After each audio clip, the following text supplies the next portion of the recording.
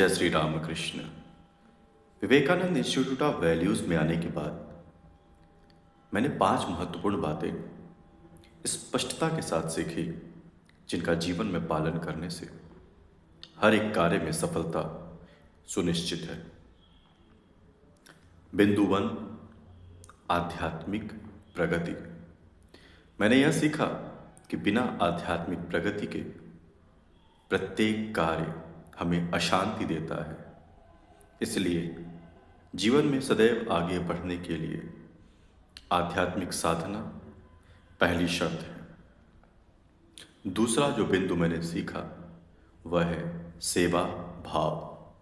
जो भी कार्य करो उसको सेवा के भाव के साथ करो, फिर वह कार्य करने से अपने आप सेवा हो जाएगी।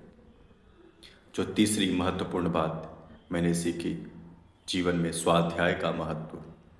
हम चाहे दिन में कुछ भी करें, कुछ देर स्वाध्याय ऐसी पुस्तकों का जरूर करना चाहिए जिससे हमें नया विचार मिले, जीवन को देखने का एक नया दृष्टिकोण मिले, जीवन को समझने के एक नए आयाम पता चले।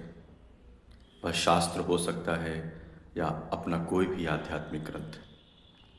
जो चौथी बात मैंने महत्वपूर्ण सीखी वह है प्रौद्योगिकी का, टेक्नोलॉजी का जीवन में उपयोग। हम चाहे कुछ भी करें उसको तो करना ही है।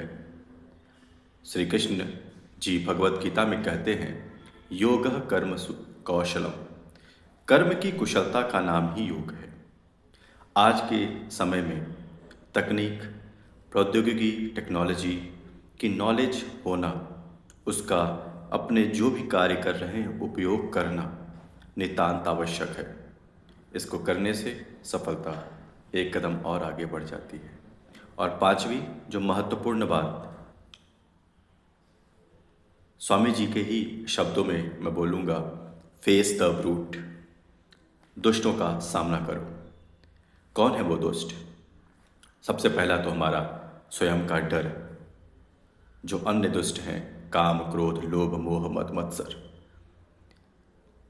हम चाहे कुछ भी करें, किसी भी मोमेंट में रहें, कहीं पे भी रहें, किसी भी जगह रहें, हर जगह हमारे सामने एक नया चैलेंज, एक नई चुनौती सुरसा की तरह मुँह खड़ी रहती है।